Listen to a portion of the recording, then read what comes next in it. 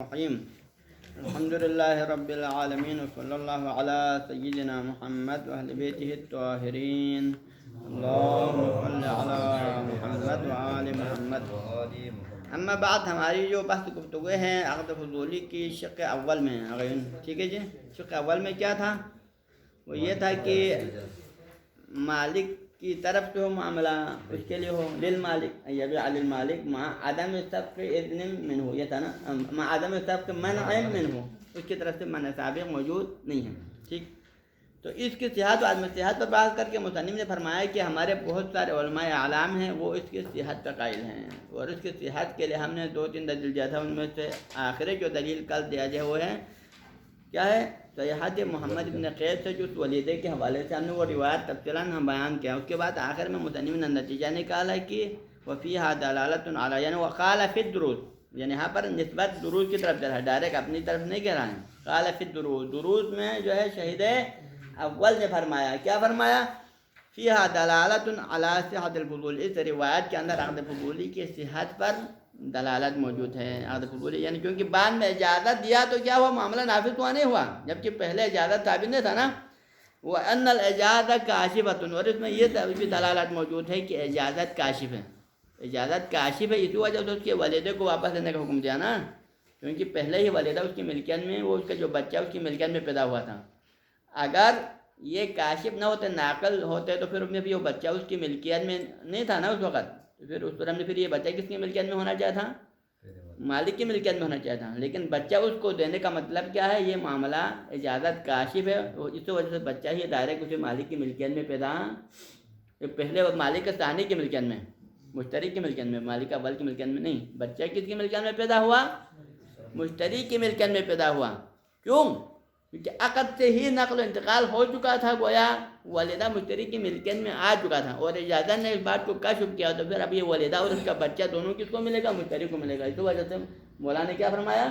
تم اپنے جو کنیز اور بچہ دینے دونوں کو حاجے اگر اٹھائے تو پھر بعد میں اجازت دے گا، بعد میں اجازت دینے کے بعد کیا ہوا؟ پھر وہ دونوں کو مشتری کو مل جائے گا. ٹھیک ہے، اب آگے فرماتے ہیں کہ ولا یرد علیہا، ولا یرد علیہا، اس روایت پر وارد نہیں ہوتا شیئن، کوئی بھی اشکال، مما یوہن الاستدلال بہا، جو کہ اس کے استدلال میں کمزوری کا باعث پیدا کریں. ٹھیک ہے جی، یہاں پر اشکال اس روایت پر 2 جہات سے ہو سکتا ہے، اور دونوں کی طرف مصنف نے اشکال کیا ہے. ایک دفعہ اشکال ہوتا ہے اس کی اسقاط کے اوپر، ایک دفعہ اس کی وہن پر.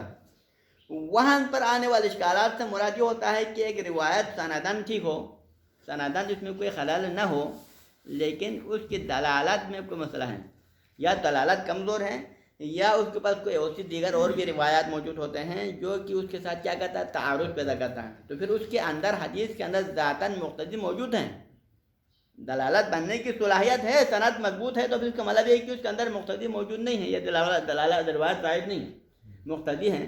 لیکن تعارض ہونا یا اس کی دلالت میں کمزوری ہونا یہ فقط ایک معنی بنتا ہے اس استدلال کرنے کے لیے. ٹھیک، لیکن ایک دفعہ اگر کوئی روایت سندن ہی ختم ہو، اس کا سند ہی مکمل کمزور ہو، تو پھر کیا اس کے اندر سرے سے مقتضی مفقود ہوتا ہے، اور مقتضی مفقود ہو تو کیا ہوتا ہے؟ پھر وہ ساقط عن الاعتبار ہوتا ہے، سرے سے اعتبار سے ہی ختم ہو جاتا ہے.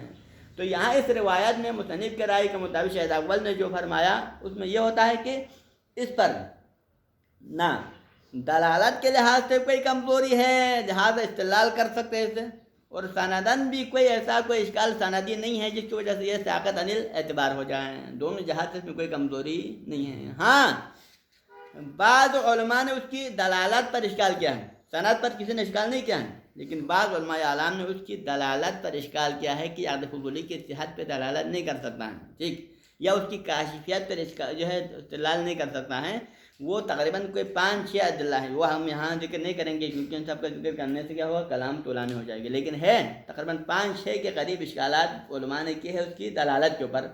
تو مصنف کیا فرماتے ہیں یہاں پر؟ یہ شہد اول کی عبارت ہے میرے خیال میں. ٹھیک ہے جی، تو وہاں فرماتے ہیں کہ ولا، یعنی یہ عقد فضولی کی صحت پر دلالت بھی کرتا ہے اور اس کے کاشفیت پر بھی دلالت کرتا ہے. ولا یرد علیہ شیئن، اور اس پر کوئی ایسے اشکال ویسی اشکال وارد نہیں ہو رہا ہے مما یوہن الاستدلال، جو کہ اس کے استدلال کی کمزوری کا باعث بنے. یوہن یعنی وہن، کمزور. یعنی یہاں پر کوئی ایسا ٹھوس کوئی ایسی جو ہے اشکال نہیں ہے جو کہ اس کی دلالت میں کمزوری کا باعث بن جائیں، جو اس کی استدلال کرنے کا راہ میں کیا بن جائیں، مانع بن جائے. کوئی ایسے جو ہے ٹھوس ہمارے پاس کوئی اشکال نہیں ہے. حاضلان عن ان یسقطہ، چیز ہے کہ ہم اس روایت کو سرے سے ساقط عن الاعتبار کرا دیں. یعنی بالفاظ یہ روایت سرے سے اعتبار کے دائرے سے ساقط ہونا تو دور کی بات ہے، وہ تو ممکن نہیں ہے. کیوں؟ کیونکہ روایت سندن روایت صحیحہ ہے، اس کی سند مضبوط ہے، قوی ہے، لہذا اس کی سند میں تو کوئی اشکال نہیں کر سکتا ہے، ساقط عن الاعتبار نہیں کر سکتا، کیونکہ اس کے اندر استدلال کے مقتضی مکمل طور پر موجود ہیں. لیکن اشکال ہو جائے تو کس حوالے سے ہو سکتا ہے؟ اشکال سندی ہو سکتا ہے، اشکال دلالت کے اوپر ہو سکتا ہے. اور دلالت کے اوپر اشکالات جو بہت سارے علماء نے کیے بھی ہیں، لیکن جتنے جو اشکالات اس کی دلالت میں کیے ہیں وہ سب کے سب اشکالات کیا ہے، موہون ہے، وہن کا باعث ہے، وہ کمزور ہے، لہذا وہ چیزیں اس کی دلالت کے لیے کوئی خلل پیدا نہیں کر سکتا ہے.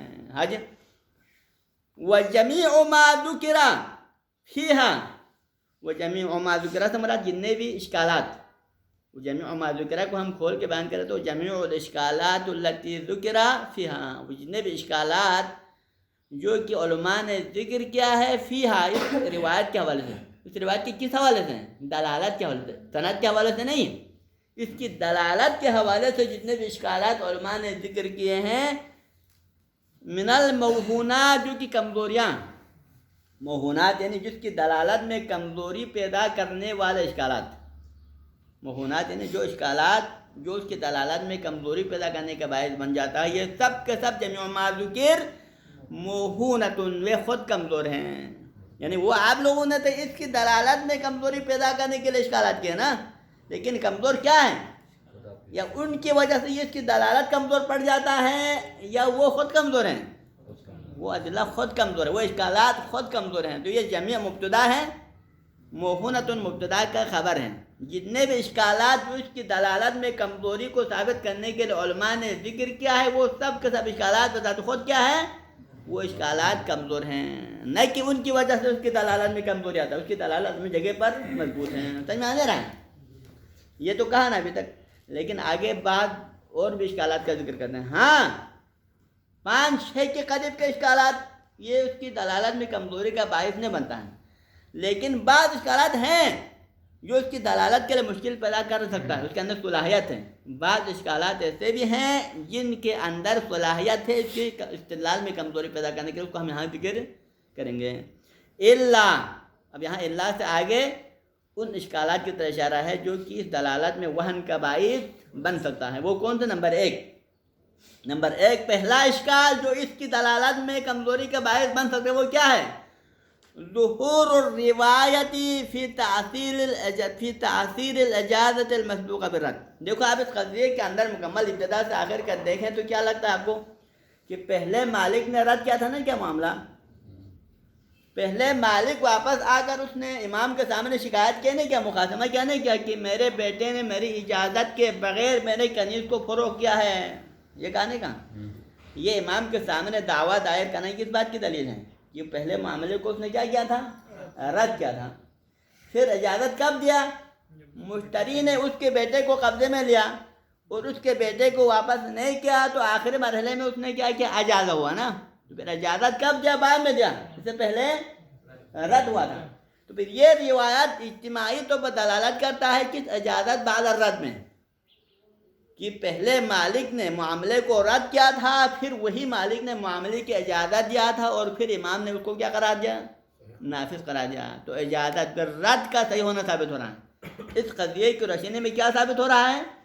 اس اجازت کا بھی صحیح ہونا ثابت ہو رہا ہے جو کہ رد کے بعد آتا ہے، جبکہ تمام علماء کا اتفاقی نظریہ ہے کہ اجازت بعد الرد مؤثر نہیں ہے. تمام علماء کا اتفاقی نظریہ ہے کہ اجازت وہ صحیح ہے، وہ اجازت نافذ ہو سکتا ہے کہ اگر رد کے بغیر ہو، لیکن اگر کسی معاملے میں پہلے مالک کی طرف سے رد ہونے کے بعد اجازت دے تو پھر وہ اجازت نافذ نہیں ہے، کیونکہ رد کے ذریعے سے معاملے کی ابتدا ختم ہو گیا. معاملہ گویا کل عدم ہونے کے بعد اجازت کس بات کی؟ لہٰذا اجازت بعد الرد علماء کے نظر میں مؤثر نہیں ہے، لیکن یہ روایت کیا کر رہا ہے، مؤثر ہونا ثابت کر رہا ہے. تو لہٰذا اجماع کے برخلاف ہوا. ہاں جی. اللہ پہلی جو اشکال اس روایت میں یہ ہے کہ ظہور الروایہ، یہ روایت کون سی روایت؟ محمد ابن قیس کی روایت صحیحہ ظہور رکھتا ہے کس میں؟ فی تاثیر الاجازہ، اس اجازت کے بھی مؤثر ہونے میں ظہور رکھتا ہے المسبوقہ برد، جو پہلے جس سے پہلے رد ہو، وہ اجازت کہ جس سے پہلے مالک نے معاملے کو رد کیا ہو پھر اجازت دیا ہو، تو اس اجازت کا بھی مؤثر ہونا ثابت ہو رہا ہے، گویا کہ وہ اجازت بھی اس کے نظر میں اس روایت کی روشنی سے مؤثر ہو رہا ہے۔ اب ہم سوال کریں گے یہاں پر، ہم یہاں سوال کریں گے کہ کہاں سے ظہور ہوتا ہے؟ یہ واقعہ اس میں جو اجازت ہے رد کے بعد ہے، یہاں پر معاملے میں اجازت بعد رد ہونا کہاں سے ثابت ہو آپ کو؟ تو فرماتے ہیں کہ یہ ثابت ہوتا ہے کہ من جہت ظہور المخاصمہ فی ذالک، کیونکہ یہاں پر یہ مخاصمہ ہوا نہیں ہوا ان کے درمیان، مالک نے اگر امام کے سامنے دعویٰ دائر کیا نہیں کیا میرے کنیز کو بغیر اجازت فروخت کیا، تو اس کا امام کے سامنے مخاصمہ پیدا کرنا ہی ظہور رکھتا ہے کس میں؟ فی ذالک سے رد، اس رد میں ظہور رکھتا ہے، اس کا مخاصمہ کرنا خود بذات خود دلالت کرتا ہے کس میں؟ کہ اس نے پہلے معاملے کو قبول نہیں کیا تھا، رد کیا تھا، پھر جا کے اجازت دیا، تو لہذا یہ خود اس کا مخاصمہ فہو دلیل واضح علی انہ رد المعاملہ ثم اجازہ۔ ہاں جی، تو پھر ہم پوچھیں گے کہ پھر چلو یہ روایات ظہور کیا کس میں ظہور رکھا؟ اجازت بعد الرد میں، تو کیا مشکل ہوا؟ یہ روایت اجازت بعد الرد میں ظہور پیدا کرنے سے کیا مسئلہ ہوگا؟ تو مسئلہ یہ ہوگا کہ علماء اجازت بعد الرد کو نافذ نہیں سمجھتے، یعنی یہ اتفاق علماء اور اجماع علماء کے برخلاف ہے، کیونکہ جو علماء اجازت کو نافذ سمجھتے ہیں سب اس بات پہ متفق ہے کہ وہ اجازت نافذ ہے جس سے پہلے رد نہ ہو، جس معاملے میں رد کے بعد ہوا اجازت تمام علماء کے نظر میں متفقہ طور پر غیر مقبول ہیں، لہذا نتیجے میں بھی کیا ہو گیا؟ یہ اجماع کے ساتھ ٹکرا رہا ہے۔ ٹھیک ہے، سمجھ میں آ رہا ہے؟ ختم ہو گیا۔ یہ پہلی جو ہے اشکال نمبر 1، یہ اشکال نمبر 1 ہے۔ اشکال نمبر 2 وہ اطلاقی مقصور پڑھے آپ، ٹھیک ہے؟ یہ کس طرح توف ہے؟ الا ظہور الروایہ فی تاثیری و الا اطلاق، یہاں پر ہے الا ظہور، یعنی ظہور الروایہ فی اطلاق، یہاں پر ہے ظہور الروایہ فی اطلاق حکم الامام۔ ایک ظہور روایہ اوپر ہے یا نہیں ہے؟ تو پہلا اس کے بعد کیا تھا؟ فی تاثیر اللسان، اور دوسرا ظہور روایہ فی اطلاق حکم الامام۔ اس روایت کا ظہور کس میں ہے؟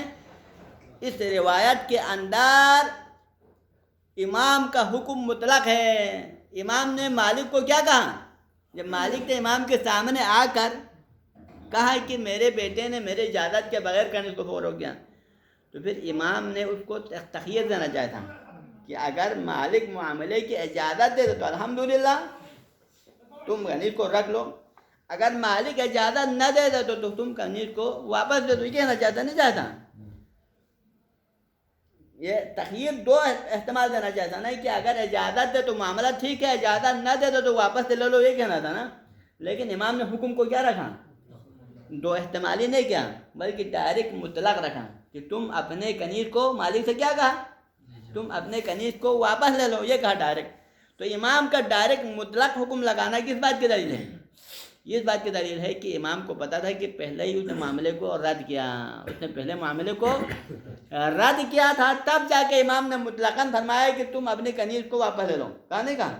وہی امام کو کیا کہنا چاہتا؟ تخییر دینا چاہیے تھا۔ تو لہٰذا یہ اس اجازہ بعد الرد میں ظہور رکھنے کی، یہاں یہ میرے خیال میں یہ من جہت ظہور المخاصمہ ہے، وہ من جہت اطلاق، یہاں جہت الطف ہے، من جہت ظہور المخاصمہ ومن جہت اطلاق حکم الامام، یعنی اجازت بعد الرد میں ظہور رکھنے کی دوسری دلیل ہمارے پاس یہ واقعہ اجازت بعد الرد میں ظہور رکھتا ہے، اور اس کے ظہور رکھنے کی دوسری وجہ یہ ہے اطلاق حکم الامام علیہ السلام۔ امام علیہ السلام نے اپنے حکم کو مطلق رکھا۔ کون سے حکم کو مطلق رکھا؟ بتعین اخذ الجاریہ، کہ تم حتماً اپنے جاریے کو واپس لے لو۔ مالک سے کہا نہیں کہا تم اپنے کنیز کو واپس لے لے، اور اس کے بیٹے کو کہا نہیں کہا؟ تو اس اطلاق کو روشنی میں ہم نے کیا سمجھا؟ اس اطلاق کی روشنی میں ہم نے یہ سمجھا کہ یہاں پر سرے سے ایک کی صورت کے علاوہ نہیں، کیونکہ معاملہ رد کیا ہے، لہذا کنیز واپس اپنے مالک کو مل جائے گا۔ اگر رد نہ کرتے تو پھر احتمال تھا، ہو سکتا ہے رد کرے، ہو سکتا ہے رد نہ کرے۔ تو امام کو کیا کہنا چاہتا؟ اگر رد کرے تو واپس لے لو، رد نہ کرے تو اس کو رکھو کہنا چاہنا. یہ ہو گیا نمبر 2. کس چیز کے لیے دلیل ہے یہ معاملہ اجازت بعد الرد میں ظہور رکھتا ہے اس کے لیے. اور تیسری دلیل وَأَنَّهَا مِنَ الْمَالِكِ, یعنی وَأَنَّهَا مِنَ الْمَالِكِ, یعنی یہ مالک کے لیے ہے. یعنی یہ روایت ظہور رہتا ہے کہ امام کا حکم مطلق ہے. امام نے حکم مطلق رکھا. کیا حکم مطلق رکھا؟ بتعین اخذ الجاریہ, کہ حتماً تم جاریے کو واپس لے لو, یہ حکم. وَأَنَّهَا مِنَ الْمَالِكِ, اور یہ جاریہ کس کے لیے ہے؟ من المالک اصل میں للمالک ہونا ہے. اور یہ ہونا چاہیے کہ یہ جاریہ کس کا ہے؟ مالک ہے. امام کے حکم کے اطلاق کا تقاضا کیا ہے؟ امام کے حکم کا اطلاق کا تقاضا یہ ہے کہ یہ یہاں پر یہ معاملہ حتماً مکمل پہلے سے مردود ہے, لہذا جاریہ کس کو ملے گا؟ ڈائریکٹ مالک کو ملے گا. لہذا اس کو کیا کرنا ہے؟ اپنے جاریہ کو واپس لینا چاہیے. بناء علی, اب یہ اجازت بعد الرد میں اس بنا پر ظہور رکھتا ہے کہ انہ لو لم يرد البیع, کہ اگر فرض کرے اس معاملے میں اگر مالک معاملے کو رد نہ کرتے, فرض کرے اگر اس معاملے میں یہ مالک معاملے کو رد نہ کرتے تو کیا ہونا چاہیے تھا؟ وجب تقیید العقد, تو پھر حتماً امام کو اپنے حکم کو کیا کرنا چاہیے تھا؟ مقید کرنا چاہیے تھا. اگر بالفرض امام کے نظر میں یہ معاملہ رد نہ ہوتا تو پھر امام کو ڈائریکٹ مطلقاً نہیں کہنا مالک کو کہ اپنے جاریہ کو واپس لے لیں, بلکہ امام کے پاس ضروری تھا کیا تھا؟ وجب تقیید العقد, کہ تم اپنے کنیز کو واپس لے سکتے ہو, لیکن اس شرط کے ساتھ کہ اگر تم معاملے کو رد کریں, اور تم کنیز کو واپس نہیں لے سکتے اس شرط کے ساتھ کہ اگر تم معاملے کو نافذ کریے, کہنا چاہتا نا. تو لہذا وَإِلَّا امام کے اوپر واجب تھا کہ تقیید العقد, اس کنیز کو واپس لینے والے شک کو مقید کرے بصورت اختیار الردی, کہ اگر تم معاملے کو رد کرنا ہے تو ہم نے کنیز کو لے سکتا, وَإِلَّا نہیں لے سکتا, یہ کہنا چاہتا نا. یہ ہو گیا نمبر 2 اس معاملے کا اجازت بعد الرد میں ظہور رہنے کی دوسری دلیل ہے. تیسری دلیل ومن ظہور من جہتی حالت من جہتی پر من جہت مناشدت المشتری الامام علیہ السلام, یہ معاملہ اجازت بعد الرد میں ظہور رکھتا ہے. کس جہت سے ظہور رکھتا ہے؟ اس جہت سے ظہور رکھتا ہے کہ مشتری نے امام کے سامنے کیا کیا؟ فریاد کیا. مثلا اس نے امام کے سامنے فریاد لے کے کیا, وَإِلْحَاهُ عَلَيْهِ, اور امام اس سے مکمل منت سماجت کیا کس حوالے سے؟ فی علاج فقا کی ولدی, کہ اب میرے بیٹے کا کیا ہوگا؟ میرے بیٹے کا کیا ہوگا جو کہ کنیز کے ساتھ جو پیدا ہوا ہے اس کو بھی اس نے مالک نے واپس لے گیا, اس کے لیے کیا کرے؟ اپنے علاج کے حوالے سے یہ فریاد کرنا, یہ کس بات کی دلیل ہے؟ معاملہ رد ہونے کی دلیل ہے. کیونکہ اگر معاملہ رد نہ ہوتے پہلے سے تو پھر ڈائریکٹ بیٹا کس کا تھا؟ بیٹا ڈائریکٹ مشتری کا تھا, کنیز بھی مشتری کا تھا. تو جب مشتری کا تھا تو پھر اس طرح امام کے سامنے فریاد کرنے کی ضرورت نہیں تھا. فریاد تبھی کیا ہے جب اس نے معاملے کو رد کیا تو اس کو پریشانی لاحق ہوا, معاملے کو رد کیا تو پریشانی لاحق ہوا اور اس نے فریاد کیا. وَإِلَّا, جو چیز اپنا ہے اس میں وہاں پر فریاد لے جانے کی ضرورت بھی نہیں ہے, اس میں گڑگڑانے کی ضرورت بھی نہیں ہے. ٹھیک ہے, تو لہٰذا یہ مناشدہ خود ظہور رکھتا ہے کس میں؟ یہ خود مناشدہ ہونا اور اس کا فریاد کرنا خود اس بات میں ظہور رکھتا ہے کہ مالک نے معاملے کو کیا کیا تھا؟ رد کیا تھا. ٹھیک ہے, اور بعد میں اجازت دیا. اور ایک اور بات وَقَوْلِهِ, چوتھے یعنی تائید نمبر 4, یعنی ظہور, یعنی اوپر کی طرح تو بھائی من جہت ظہور برت ہو, من جہت قولہ, اور یہ اجازت بعد الرد میں اس لحاظ سے بھی ظہور رکھتا ہے کہ من جہت قولہ علیہ السلام, امام کے اس قول کے ذریعے, ہمارے اس امام کے اس قول کے اندر بھی ایک ظہور ہے. اس سے پتہ چلتا ہے کہ معاملہ رد ہوا تھا. وہ کیا ہے؟ حتیٰ ترسل ابنی, یعنی قولہ امام کا قول نہیں ہے, قولہ کس کا قول ہے؟ یعنی لا ارسل ابن کا حتیٰ ترسل, یہ مشتری کا قول ہے. قولہ یعنی قول المشتری, مشتری نے جب کیا کیا؟ مالک کے بیٹے کو حبس کیا, پھر مالک نے مشتری سے کیا کہا؟ میرے بیٹے کو واپس کرو. تو پھر مشتری نے وہاں کیا کہا؟ بیٹے کو واپس کرنے کا تقاضا کیا, تو مشتری نے کیا کہا تھا؟ لا ارسل ابن کا حتیٰ ترسل ابنی, میں تمہارے بیٹے کو اس وقت تک واپس نہیں کروں گا جب تک تم میرا بیٹا واپس نہ کرو. تو مشتری کا یہ کہنا کہ تم میرا بیٹا واپس نہ کرے کا مطلب یہ ہے حجی کہ یعنی یہ الظاہر, یہ روایت, یہ جملہ مشتری کا مالک کو یہ کہنا، یہ جو جملہ ہے یہ ظہور رکھتا ہے، کس چیز میں ظہور رکھتا ہے؟ فی انہ حبس الولد، کہ اس مالک اول نے ولد کو کیوں حبس میں رکھا تھا؟